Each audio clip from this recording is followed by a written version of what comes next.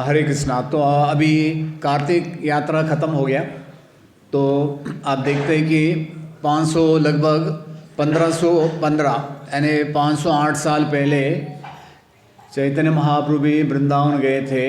लेकिन वो जो कार्तिक पूर्णिमा, जो पहला पूर्णिमा होता है उसको कहते हैं शरद पूर्णिमा, और जो दूसरी पूर्णिमा है उसको कहते हैं कार्तिक पूर्णिमा। तो उस दिन चैतन्य महाप्रभु ने वृंदावन का प्रवेश किया था। तो इसका संपूर्ण उल्लेख जो है कविराज गोस्वामी उन्होंने चैतन्य चरितामृत मध्य लीला में 2 अध्याय में इसका वर्णन दिया है। तो चैतन्य महाप्रभु ने 2 महीना वृंदावन में निवास किया। 1 महीना उन्होंने 12 वनों का भ्रमण किया। उसके पश्चात 1 महीना जो है वो अक्रूर घाट वहाँ रहते थे, और प्रतिदिन सुबह जो है यमुना के किनारे एक जगह है जिसको कहते हैं इमली तला, तो वहाँ जाके वो अपना सुबह जप करते थे दोपहर तक, फिर आके वहाँ वो अपना प्रसाद लेते थे। तो अभी आप देखते हैं कि चैतन्य महाप्रभु का प्राकट्य का बहुत सारे कारण बताए हमारे आचार्यों ने। तो यहाँ कोई है जिसको चैतन्य महाप्रभु कौन है मालूम नहीं? कौन सा है जना माहितीच नहीं चैतन्य महाप्रभु कौन है? हाँ, हाथ वर करा, लाजू नका। सब लोग देख रहे कौन हाथ वरते हैं वर करते हैं काय. चलो असं कोणच नाही, सगळ्यांनाच माहिती आहे चैतन्य महाप्रभु कोण आहे. चलो ठीक है, चलो प्लस पॉइंट. हाँ, तो चैतन्य महाप्रभु का प्राकट्य, हालांकि चैतन्य महाप्रभु स्वयं कृष्ण भगवान है, तो बहुत सारे कारण है, कुछ अंतरंग कोई बहिरंग कारण है, तो कुछ आपको बताएंगे हम. तो युग धर्म हरिनाम प्रचार करने हेतु आप देखते हैं कि चैतन्य महाप्रभु अक्सर एक श्लोक कहते थे, हरेर नाम हरेर नाम एव केवल.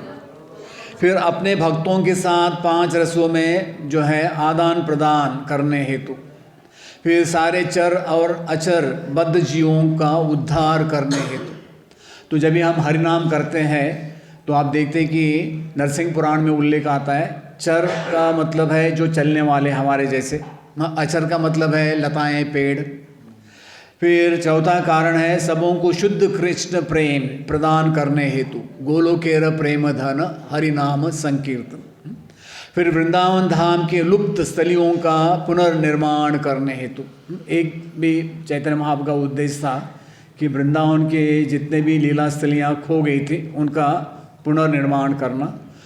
फिर भक्ति के प्रमुख ग्रंथों का आविष्कार व वर्णन करने हेतु उन्होंने 6 गोस्वामी को वैष्णव के समझने योग्य ग्रंथों को लिखने के लिए कहा.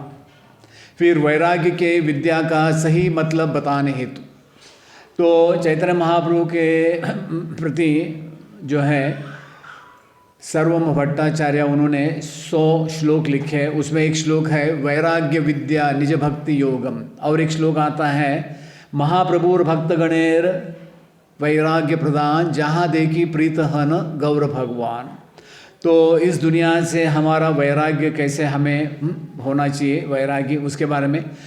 फिर राधा रानी के सर्वाधिक प्रेम का आस्वादन करने हेतु, तो ऐसे बताते हैं कि कृष्ण भगवान राधा रानी का जो है प्रेम वो समझ नहीं पाए, तो उसको समझने के लिए फिर से वो चैतन्य महाप्रभु के अवतार में आए थे, शुद्ध कृष्ण भक्ति का सही मतलब समझाने हेतु. फिर अपने भक्तों को उनके इष्ट देव के दर्शन देने हेतु.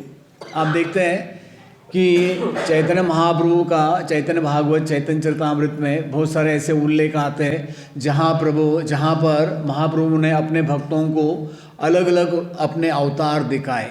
ठीक है. फिर सारे बद्ध जीवों की दूषित चेतना को शुद्ध करने हेतु, फिर मायावादियों का भ्रम दूर करने हेतु और उन्हें भक्त बनाने हेतु. तो उस समय एक थे व्यक्ति प्रकाश आनंद सरस्वती, तो उनको भी उन्होंने भक्त बनाया. फिर हरे कृष्ण महामंत्र का महत्व और जो है प्राधान्यता समझाने हेतु, और भारत भूमि में मानव जन्म लेने का महत्व को समझाने हेतु. एक श्लोक आता है चैतन्य भागवत में, भारत भूमि ते हैल मनुष्य जन्म जन्म सार्थक करी कर पर उपकार. तो अंग्रेजी में कहते हैं चैरिटी बिगिंस एट होम. तो आप देखते हैं कि जिसका भी भारत में जन्म हुआ है, हालांकि भागवतम के 5वें स्कंद में भी जो है देवता लोग भी प्रणाम करते हैं, चाहे वो कोई धर्म का हो। जिसका भी भारत में जन्म हुआ है वो बहुत भाग्यशाली है। हाँ, क्योंकि उसको भगवत धाम जाने का एक सीधा अवसर प्राप्त होता है। तो चैतन्य महाप्रभु जो है उनका जो वृंदावन गमन का अभी आपको हम संक्षिप्त में वर्णन करने जा रहे हैं। तो जैसे मैंने बताया कि चैतन्य महाप्रभु की जो प्रकट लीला है वो 48 साल की है। उसके अंतर्गत उनका जो बचपन से उन्होंने 24 साल तक जो है नदिया जो है वहाँ उन्होंने अपने दिन बिताए। फिर उन्होंने जो है एक वो संस्कृत ग्रामर के टीचर थे, व्याकरण। फिर उन्होंने कटवा नाम के गांव में संन्यास ग्रहण किया। उसके पश्चात वो तुरंत वृंदावन जाना चाहते थे, लेकिन किसी प्रकार नित्यानंद प्रभु उनको जो है शांतिपुर ले आए और वहाँ फिर उनकी माँ और बहुत सारे जो वैष्णव भक्त थे वो उनको मिलने गए। तो सची माता ने उनसे अनुरोध किया कि वृंदावन बहुत दूर है, आप जगन्नाथपुरी में रहो, भक्त लोग अप डाउन करते रहते तो हमें आपके बारे में समाचार मिलेगा। तो उनके माँ के अनुरोध करने पर महाप्रभु ने सोचा चलो हम अभी जगन्नाथपुरी चलेंगे। फिर वो जगन्नाथपुरी गए। वहाँ रथ यात्रा के पश्चात उन्होंने दक्षिण भारत में उस समय अलग अलग राज्य थे, पंचगौड़ पंच द्रविड़। हाँ, पंचगौड़ में पूर्व बंगाल, पश्चिम बंगाल, उत्कल, बिहार, उत्तर प्रदेश ये सब आता है। तो पंच द्रविड़ में जो है तमिलनाडु, केरला, कर्नाटक जो है, आंध्रा, महाराष्ट्र, गोवा ये सब आता है। तो आप देखते हैं एक भजन आता है, ब्रजेंद्र नंदन जयी सची सित होइलो से बलराम होइलो निताय। आप देखते हैं कि जो कृष्ण और बलराम जी है वो कलयुग में फिर से जो है गौर निताय के रूप में प्रकट हुए हैं। तो चैतन्य भागवत में एक बहुत अच्छी लीला आती है। एक बार ऐसे बताया जाता है कि सची माता जो है उसके घर के अंदर जो विग्रह थे वो थे कृष्ण बलराम। तो एक बार क्या हो गया, सची माता ने एक सपना देखा कि उन्होंने कहा अरे कल एक बड़ा झगड़ा हुआ आपका दोनों का और कृष्ण बलराम का। तो उसमें निताय कहने लगा आपके दिन खत्म हो गए, अभी हमारा राज्य चल रहा है, हाँ हमारा रूलिंग पार्टी है, अभी आप लोग भागो यहाँ से। तो ये क्या सपना सच है? तो चैतन्य महाप्रभु ने कहा हाँ आपने जो सपना देखा सही है। तो आप देखते हैं कि चैतन्य महाप्रभु और नित्यानंद प्रभु उनकी जो है शारीरिक तुलना वो बहुत सुंदर ढंग से किया है चैतन्य चरितामृत में।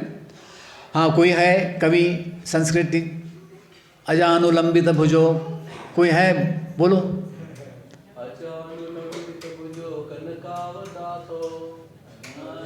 हाँ चलो आगे कंटिन्यू करो।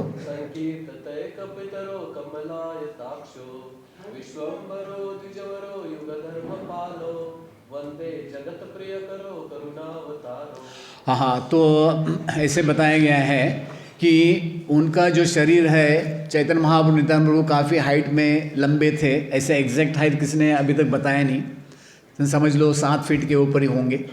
हाँ, उनके हाथ भी लंबे थे, उनका शरीर जो है सोने जैसा था, उनके आँख जो है वो कमल के फूल के पंखुड़ी के समान थे। और उन्होंने ब्राह्मण परिवार में जन्म लिया और कलयुग का जो युग धर्म है उसका जो है ये प्रचार करने के लिए वो अवतरित हुए हैं। तो उनको करुणा अवतार कहा है। अभी कुछ समय पहले करुणा अवतार होके चला गया, कोरोना वो नहीं है, ये करुणा अवतार है। तो इस प्रकार आप देखते हैं कि चैतन्य महाप्रभु नित्यानंद प्रभु जो है उन्होंने खास करके भारत देश में ये भक्ति का प्रचार किया। तो चैतन्य चरितामृत में कृष्णदास कविराज गोस्वामी बताते हैं कि चैतन्य महाप्रभु की जो लीला है ये भौतिक जगत में हर एक व्यक्ति को समझ में नहीं आएगा। तो उन्होंने 6 साल तक भारत में भ्रमण किया। उसके पश्चात उनको वृंदावन जाने की इच्छा हुई, बहुत तीव्र इच्छा हुई। तो आप देखते हैं कि चैतन्य महाप्रभु जहाँ भी उन्होंने भ्रमण किया तो वहाँ वो एक श्लोक कहते थे, यार देखे तार कह कृष्ण उपदेश, आमार आज्ञा गुरु होए तार यही देश। तो उन्होंने किसी को ये नहीं कहा कि आप घर परिवार छोड़ के जो है वृंदावन जाओ, नहीं। वो कहते थे कि आप जहाँ है स्थान स्थित स्थित गतान तनवान मनोभीर, जहाँ भी आप है वहाँ रह के आप कृष्ण भक्ति करो। तो चैतन्य महाप्रभु जहाँ भी जाते थे लाखों की संख्या में लोग उनके प्रति आकर्षित होते थे। तो जब भी उन्होंने संन्यास लिया था तो तुरंत उनका मन कर रहा था, लेकिन किसी प्रकार नित्यानंद प्रभु उनको अद्वैत आचार्य के घर ले आए। तो कृष्णदास कविराज गोस्वामी बताते हैं, चैतन्य चरित्र ई अमृतेर सिंधु जगत आनंदे भाषाए यार एक बिंदु। तो बताते हैं कि चैतन्य महाप्रभु का जो ये है, उनका जो लीला है, ये अमृत का एक सागर है। ऐसे भी वो बताते हैं कि अनंत शेष जो है भगवान की लीलाओं का उल्लेख करते हैं। वो बताते कि चैतन्य महाप्रभु का एक दिन का भी उल्लेख नहीं कर सकते। अनंत जो है, अनंत शेष, इतने सारे उनकी लीला हैं। लेकिन एक व्यक्ति को अगर एक भी उनके लीला का बूंद का आस्वादन करने को मिलता है तो व्यक्ति इस भौतिक जगत के भोग से वो मुक्त हो सकता है। तो ये 2 अध्याय में जो उल्लेख दिया है, चैतन्य महाप्रभु की वृंदावन जाने की योजना, झारखंड में अलौकिक प्रेम प्राकट्य करना, कृष्ण के नाम विग्रह स्वरूप एक है, मथुरा ब्राह्मण के साथ परिचय एवं चर्चा, शुक एवं सारी तोता संवाद, वृंदावन के 12 वनों की भेंट, श्री राधा कुंड एवं श्याम कुंड की खोज स्वयं चैतन्य महाप्रभु ने की। फिर आगे 18वें अध्याय में राधा कुंड एवं गोवर्धन की परिक्रमा, भक्तों पर श्री गोपाल की असीम कृपा।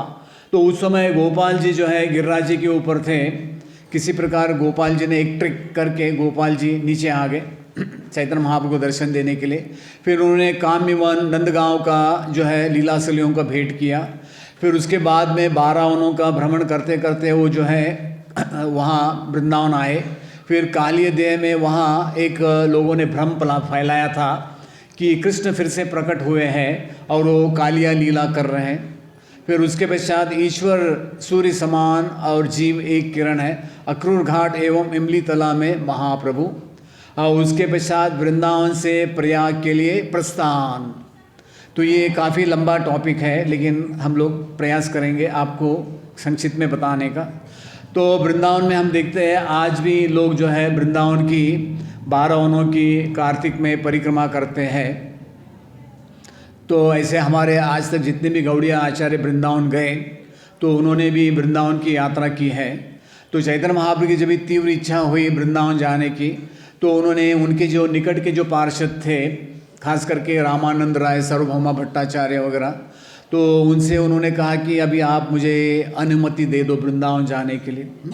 तो कभी भी हम कहीं तीर्थ यात्रा कहीं जाते हैं तो ये आवश्यक है कि हम हमारे जो बुजुर्ग हैं, हमारे जो सहयोगी हैं, सहचर है, उनका आशीर्वाद लेके हमें जो है तीर्थ यात्रा भ्रमण वगैरह करना चाहिए।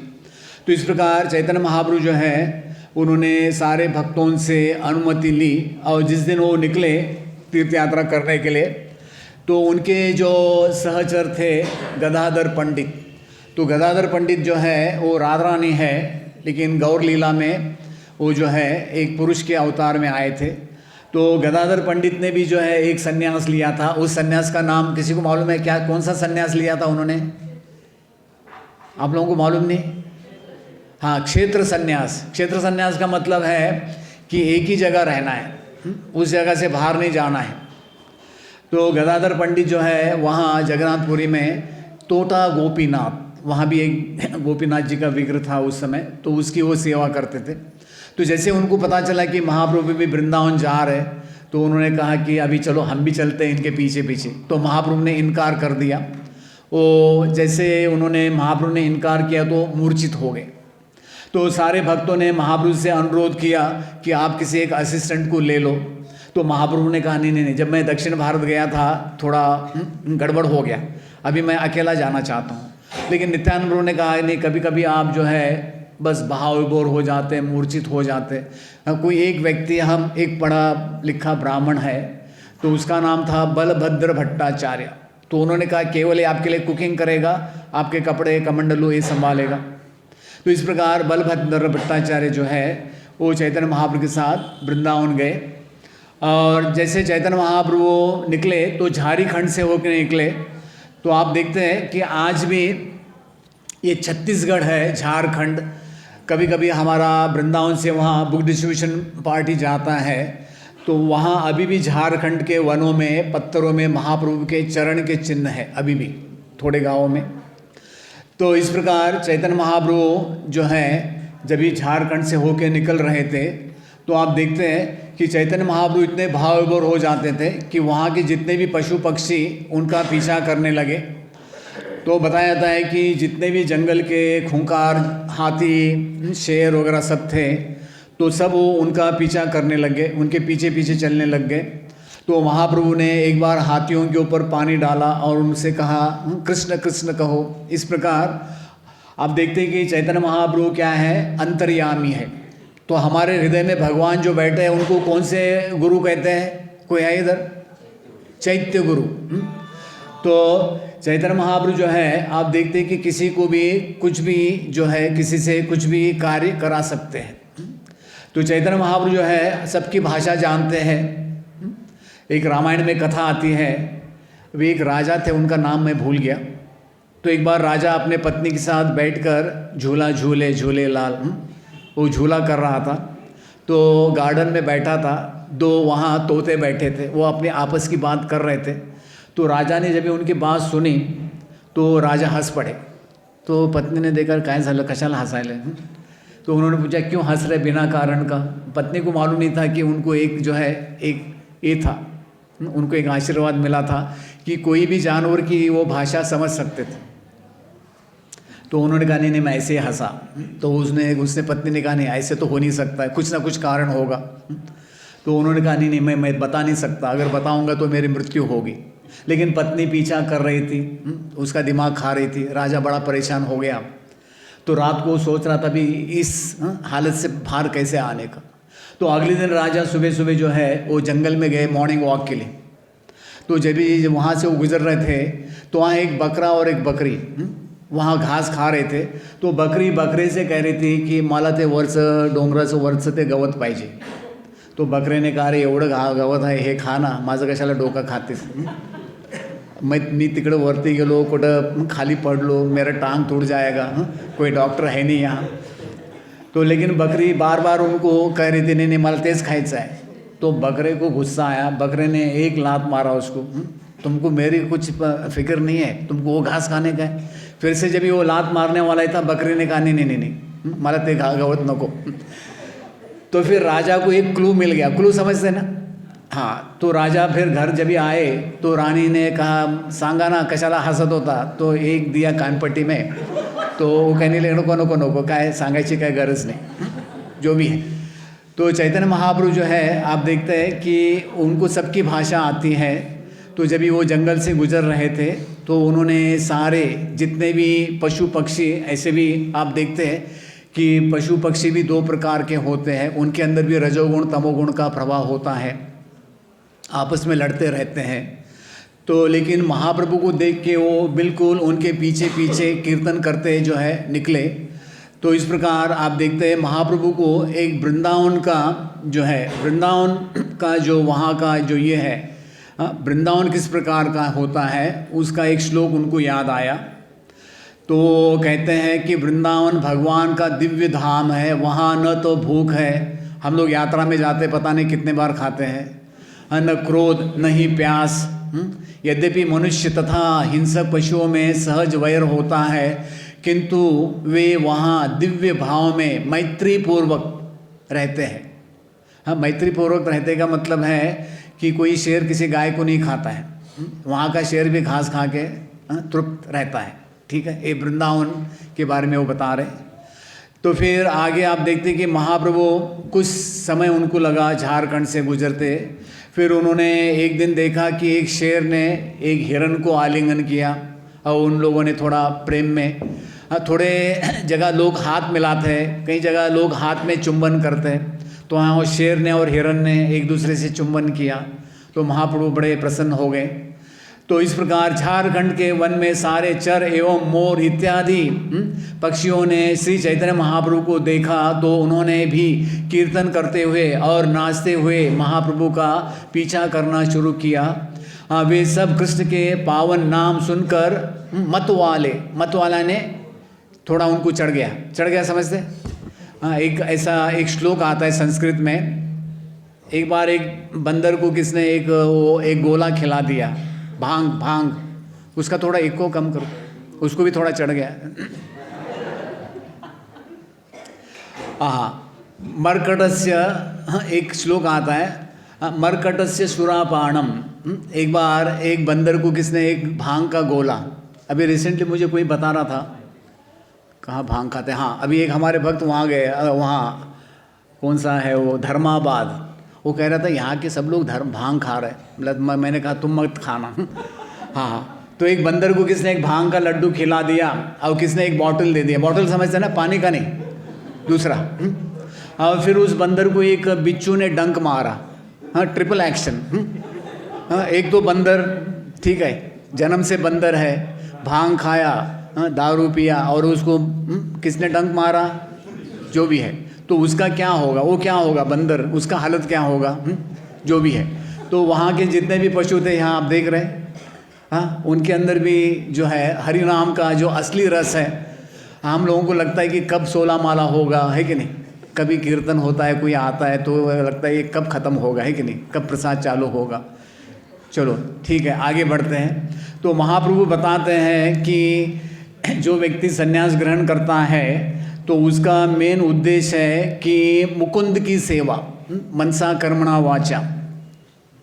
तो अभी इस लीला से हमें ये भी देखना है कि महाप्रभु की जो चेतना किस प्रकार थी।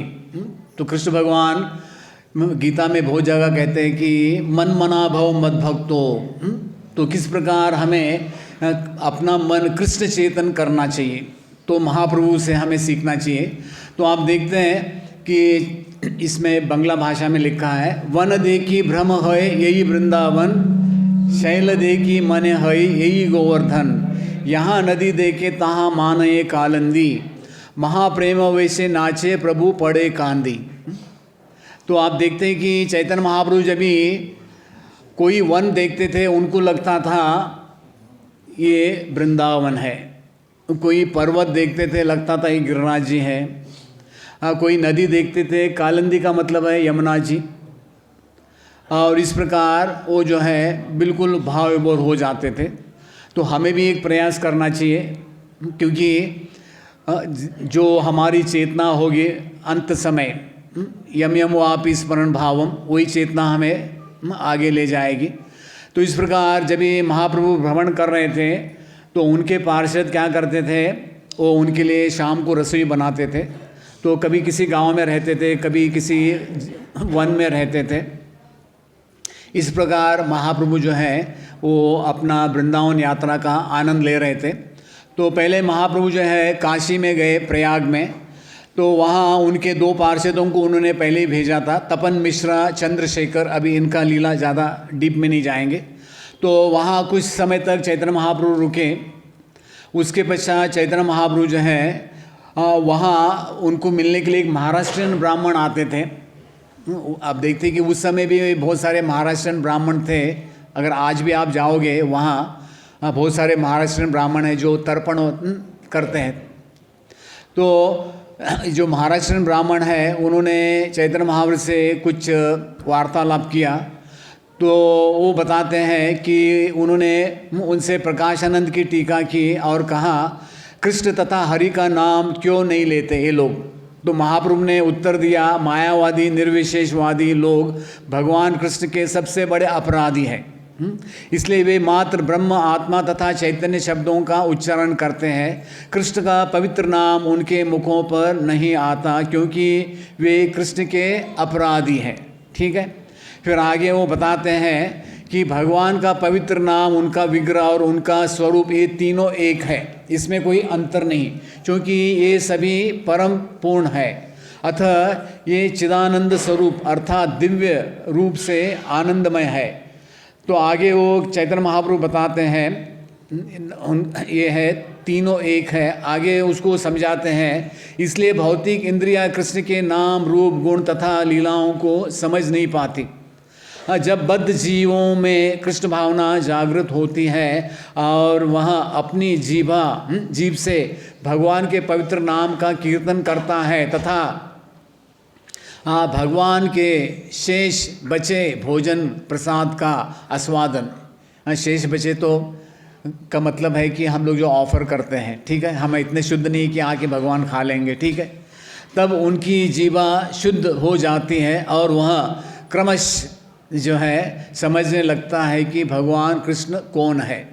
तो प्रभुपाद जी कहते थे कि जो भक्ति में लगे हैं उनको केवल कृष्ण प्रसाद खाना चाहिए।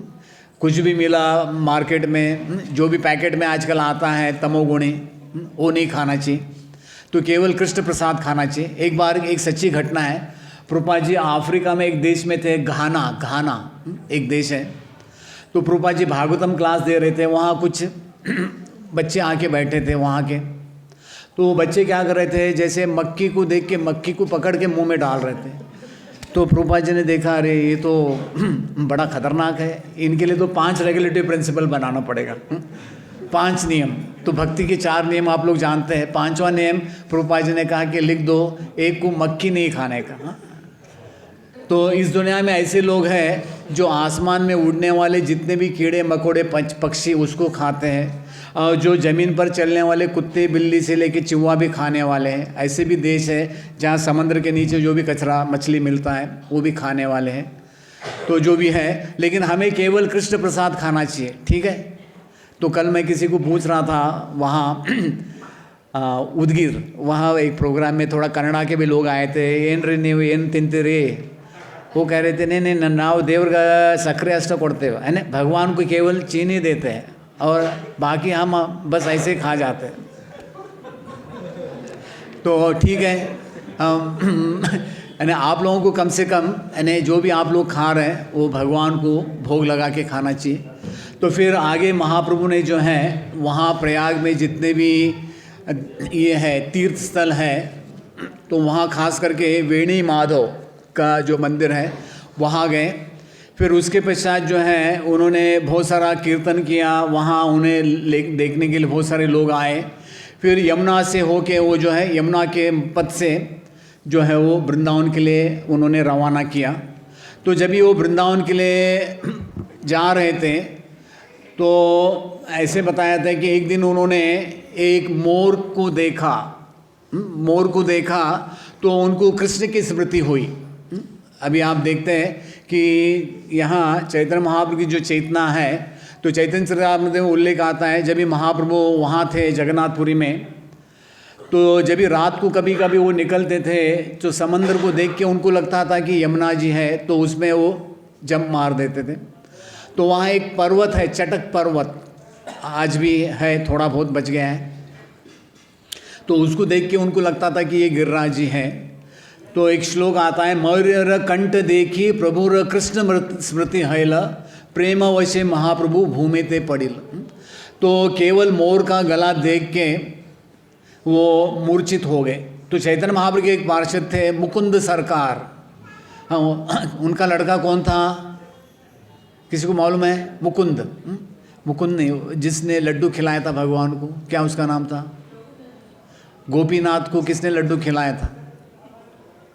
किसी, आप लोग चैतन्य चरितामृत पढ़ते नहीं? रघुनंदन, हाँ रघुनंदन के पिताजी का नाम, अभी तो मैंने बताया था, इतना जल्दी निकल जाता है कान से। हाँ मुकुंद सरकार। तो मुकुंद सरकार जो है एक मुसलमान कोई राजा था, उसके मंत्री थे। तो एक बार कोई जैसे राजा आया तो राजा को कोई मोर पंख करने लग गया, तो वो मोर पंख देख के मुकुंद सरकार जो है बेहोश हो गए। तो राजा समझ गए ये कृष्ण भक्त है, असली कृष्ण भक्त है। तो इस प्रकार यहाँ हम देखते हैं कि महाप्रभु वो केवल जो है मोर का गला देख के भाव विभोर हो गए। फिर आगे पूर्णिमा का जो है दिन महाप्रभु ने जो है मथुरा वृंदावन में प्रवेश किया। तो सर्वप्रथम वो जो है वहाँ गए विश्राम घाट। तो यहाँ आप देखते हैं कि कृष्ण भगवान ने कंस का वध करने के पश्चात उसका तर्पण करके वहाँ उन्होंने स्नान किया था।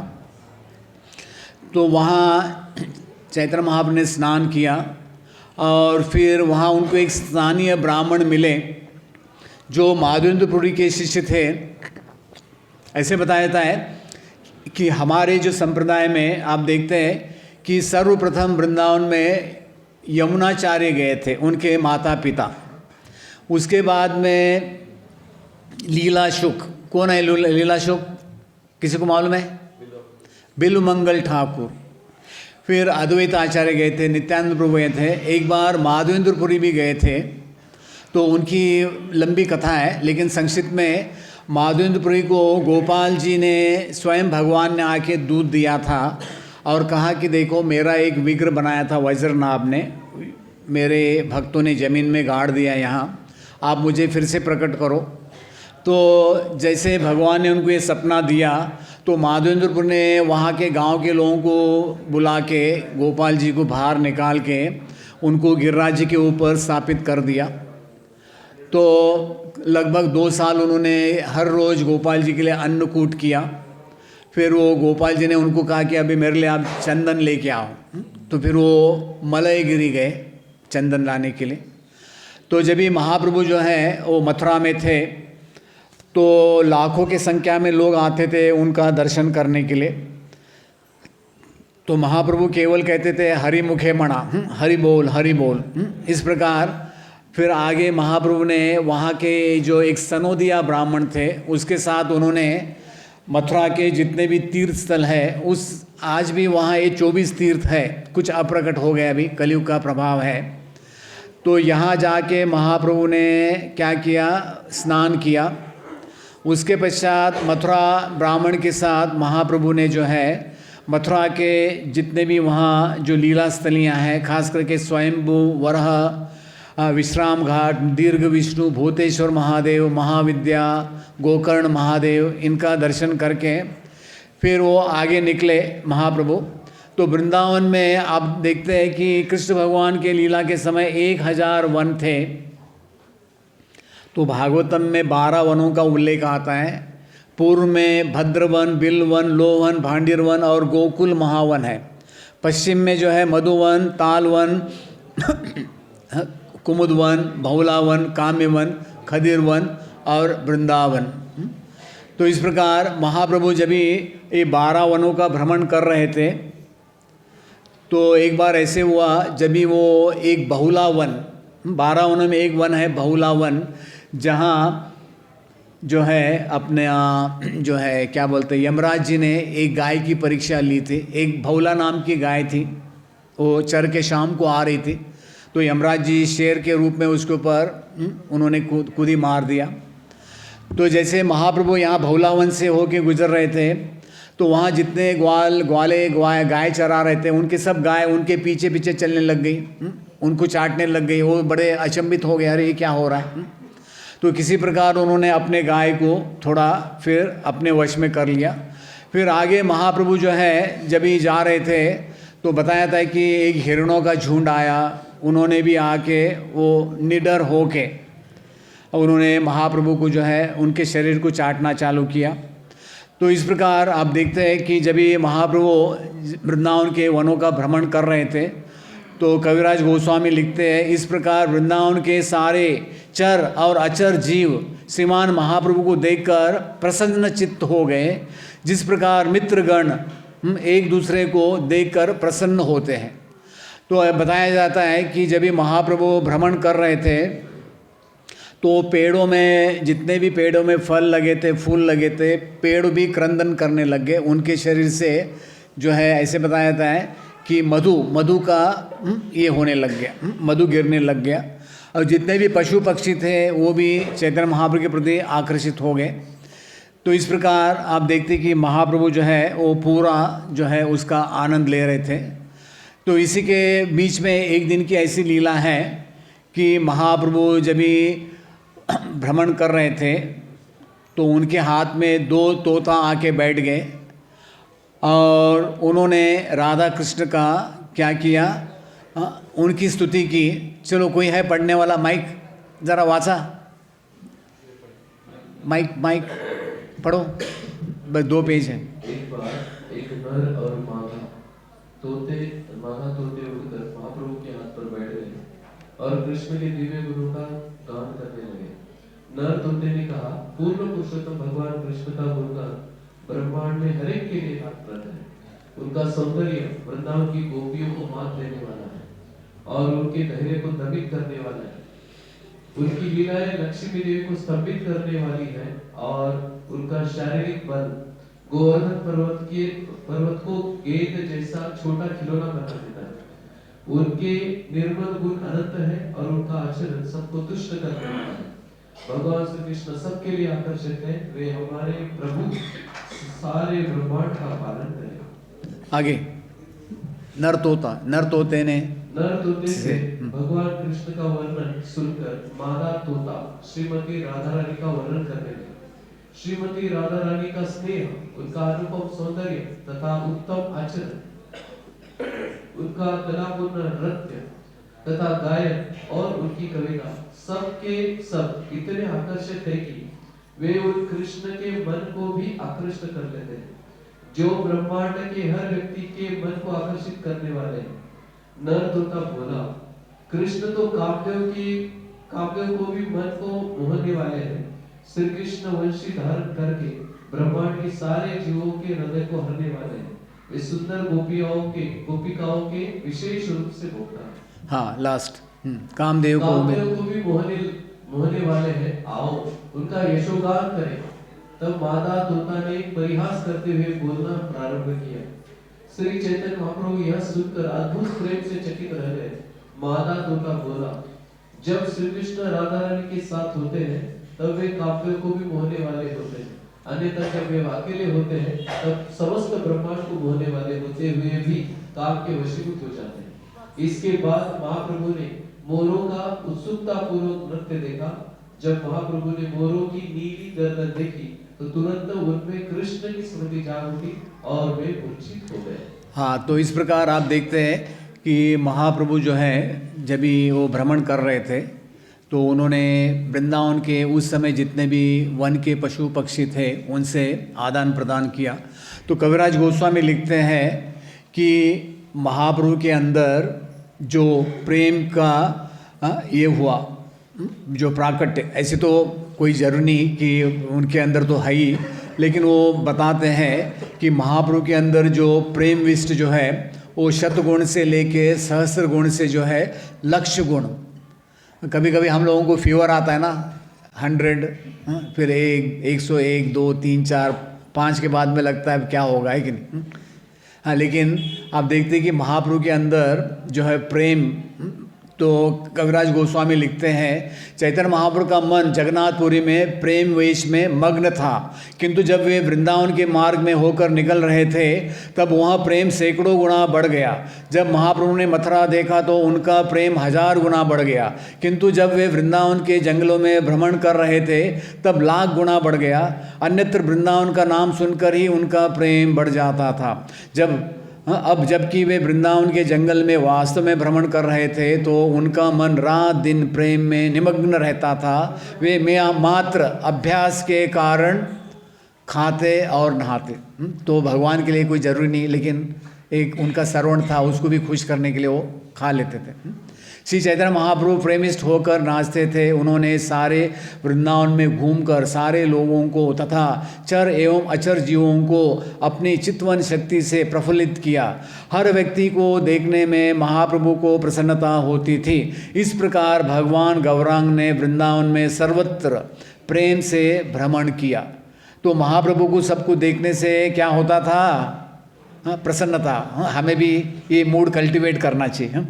कभी कभी कहते हैं ना, अरे आज किसका मुंह देखा, है कि नहीं। थोड़े लोग ऐसे भी होते हैं, कुछ गड़बड़ हो गया तो उनको लगता है अरे आज किसका मुंह देखा था। जो भी है, तो आगे आप देखते हैं कि महाप्रभु आगे एक गांव है अरिट गांव। तो कृष्ण लीला के दौरान कृष्ण भगवान ने यहाँ अरिष्टासुर का वध किया था, ठीक है। तो जैसे महाप्रभु वहाँ पहुँचे तो स्थानीय लोगों को पूछा, अरे यहाँ राधा कुंड श्याम कुंड कहाँ है बताओ। तो लोगों ने पूछा ये काय विचार तो है।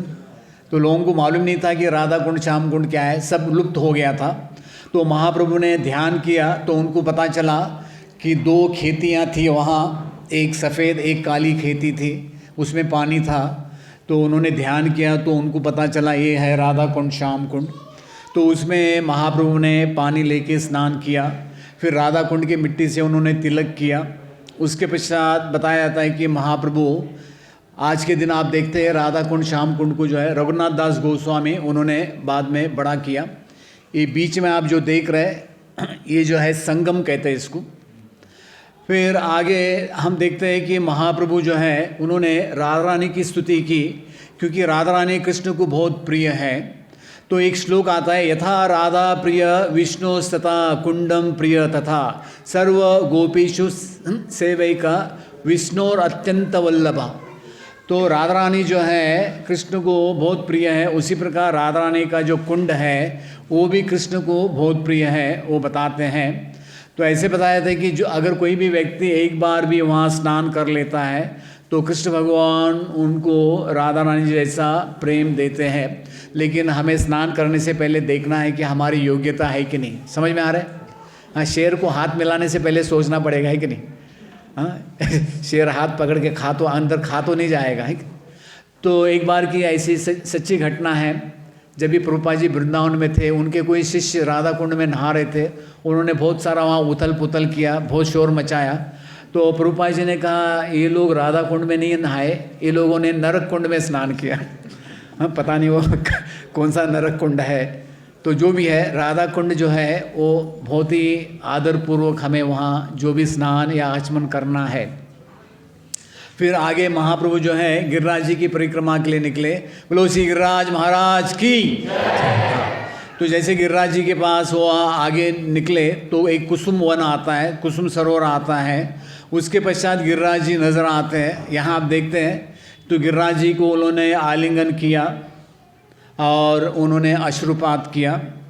फिर आगे जो है वो गए मानसी गंगा। मानसी गंगा के बगल में हरिदेव भगवान है।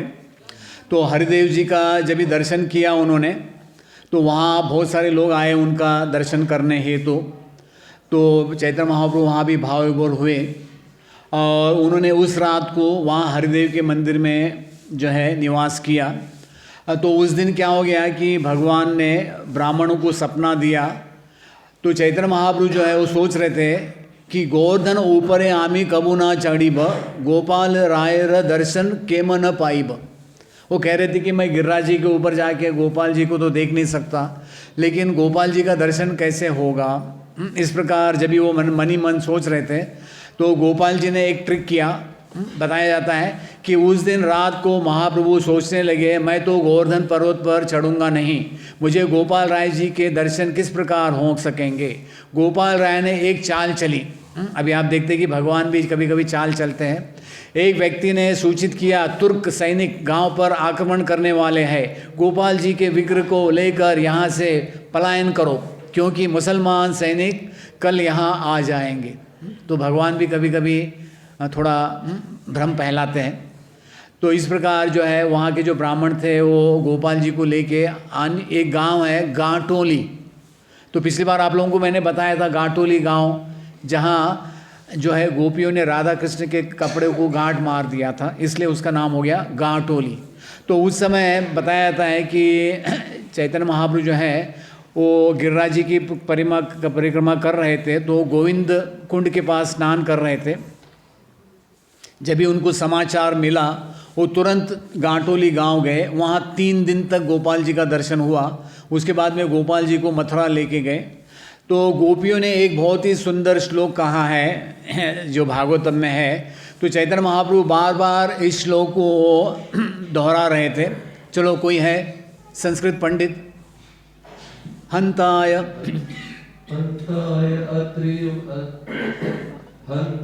मत्रिरमना हरिदास वर्यो यद राम कृष्ण चरण स्पर्श प्रमोद मानम तनोति सह गोगनयस्तयोर्य पानीय सूयव सकंदर कंदमूले।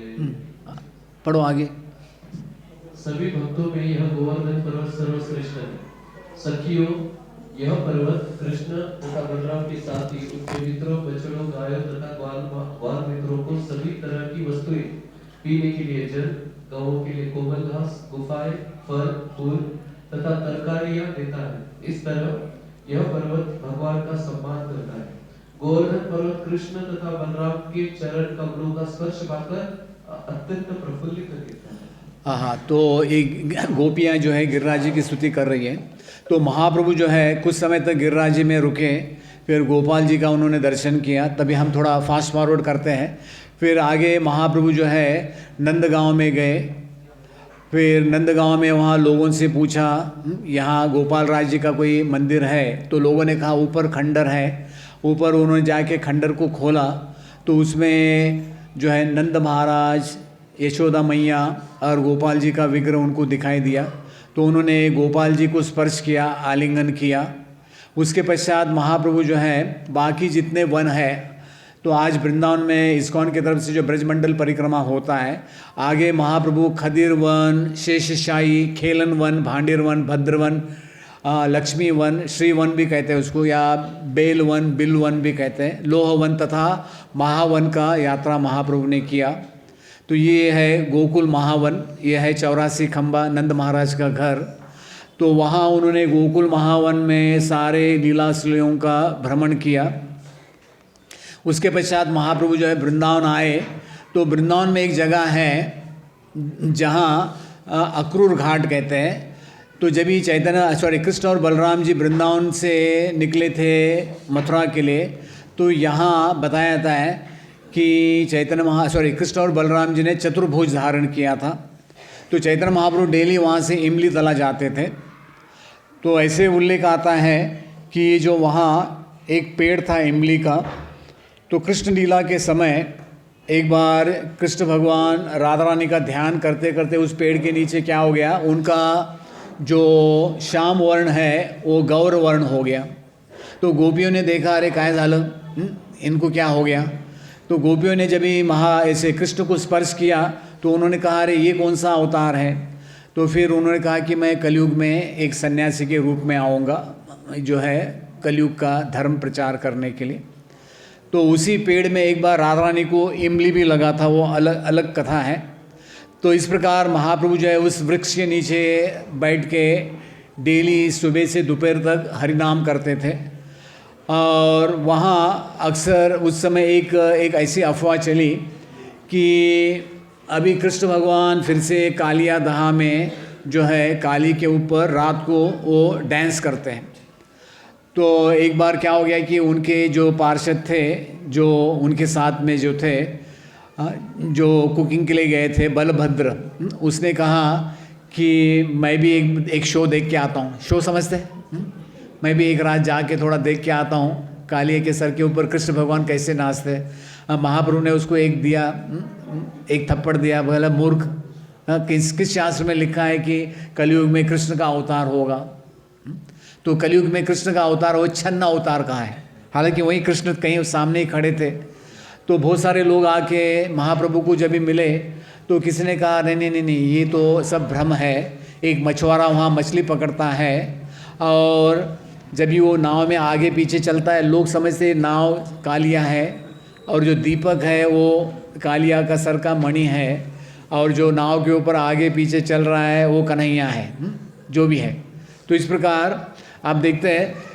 तो जहाँ चैतन्य महाप्रभु ने निवास किया था, वहाँ कृष्ण लीला के समय एक बार जब ही वरुण के पार्षद नंद महाराज को लेके गए थे, तो नंद महाराज ने जब ही ब्रजवासियों के साथ नंदगांव जा रहे थे, उन्होंने कहा, अरे क्या वो वरुण धाम है। एक बार मैं ट्रेन से जा रहा था, कुछ हमारे अनाड़ी लोग महाराष्ट्र के वो सिंगापुर गए थे। अरे काय सिंगापुर है, बोला क्या रास्ता पण चाटून आला काय तुम्हें, हाँ जो भी है। तो सिंगापुर का वर्णन कर रहे थे, मैं थोड़ा सुन रहा था, जो भी है। तो नंद महाराज जो है वो कह रहे थे, अरे क्या वरुण लोग है, क्या धाम है, बड़ा मज़ा आया। तो क्या हो गया कि जितने भी बुजुर्ग थे नंद महाराज के पार्षद, वो कह रहे थे, अभी हम तो बूढ़े हो गए, एक दिन तो ये दुनिया छोड़ना है, अभी अगला जन्म कहाँ होगा पता नहीं। तो कृष्ण भगवान उनकी मन की बात समझ गए। तो कृष्ण भगवान ने सारे ब्रजवासियों को, संध्या का समय हो रहा था, तो हमारे आचार्य बताते हैं, भागवत में बताया कि भगवान ने वैकुंठ धाम दिखाया ब्रजवासियों को। तो हमारे आचार्य विश्वनाथ चक्रवर्ती ठाकुर बताते हैं कि कृष्ण भगवान ने गोलोक वृंदावन भी दिखाया उसी के बीच में। तो सारे ब्रजवासी देख रहे थे, हम यहाँ भी है वहाँ भी है, क्या गड़बड़ क्या है। तो कृष्ण भगवान ने कहा, हम अभी वहाँ चलेंगे, इसके बाद में इस दुनिया को त्यागने के बाद वहाँ चलेंगे, अब लौट चले। पता नहीं किसने एक पिक्चर बनाया था, मैंने तो देखा नहीं। तो बॉलीवुड का कोई एक पुराना पिक्चर है अब लौट चले, जो भी है। तो कृष्ण भगवान ने कहा कि जब हम इस दुनिया को छोड़ देंगे, तद्धामम परमम मम यद गत्वा न निवर्तन्ते। तो ये जो है धाम जो है चैतन्य महाप्रभु ने गोलोक वृंदावन सारे ब्रजवासियों को दिखाया, वो बड़े प्रसन्न हो गए। फिर उसके पश्चात जो है आप देखते हैं कि उनका जो श्रवण था बलभद्र थोड़ा परेशान हो रहा था। काफ़ी लोग महाप्रभु को बुला रहे थे प्रसाद के लिए, डेली 4-5 इनविटेशन आता था। तो वो सोच रहा था भी किसको यस किसको नो बोलने का। तो महाप्रभु ने देखा बेचारा ये भी परेशान है, तो उन्होंने कहा चला अपन आता निगुया। तो फिर महाप्रभु जो है वहाँ से फिर से यमुना से नाव लेकर वहाँ से जो है चैतन्य महाप्रभु वहाँ चले गए वाराणसी। हाँ, आगे की लीला फिर आगे बताएंगे। तो आप देखते हैं कि वृंदावन को फिर से प्रकट करने का जो श्रेय है वो चैतन्य महाप्रभु और उनके जो 6 पार्षद है, 6 गोस्वामी, उनको जाता है।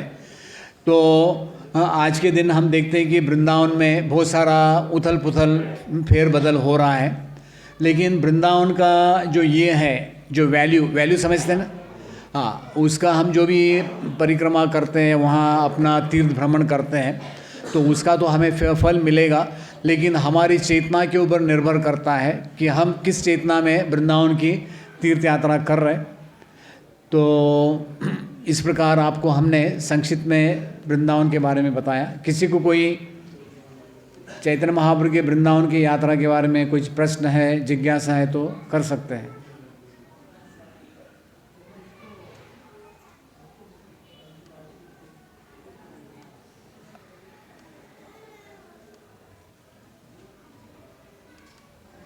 हाँ, हो गया।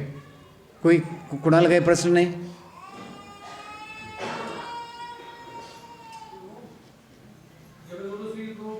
ही जय।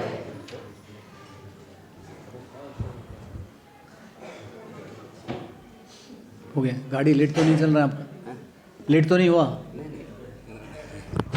सबको हाँ, टाइम का ये रहता है ज़्यादा।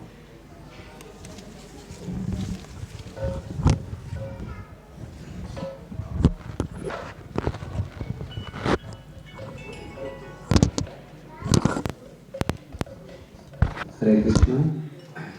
आंतरराष्ट्रीय कृष्ण भावनामृत संघ इस्कॉन लातूर शाखेच्या वतीनं या ठिकाणी उपस्थित सर्व भक्तांचं हार्दिक स्वागत।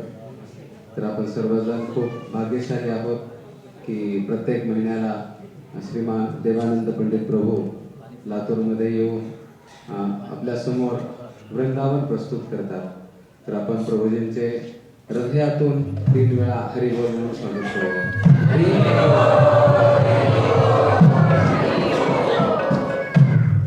तर 2-3 महत्त्वाचे अनाउन्समेंट आहेत। जसं सर्वांना माहीत आहे की सध्या पुस्तक वितरण मॅरेथॉन चालू झालेला आहे। तर दरवर्षी संपूर्ण इस्कॉनमध्ये पूर्ण जगभरामध्ये श्रील प्रभुपादांचे पुस्तक वितरण करण्याचा भक्त प्रयत्न करत असतात। तर यावर्षी आपण ऑलरेडी पुस्तक वितरण चालू केलेलं आहे। 4 डिसेंबरला भगवद्गीतेची जयंती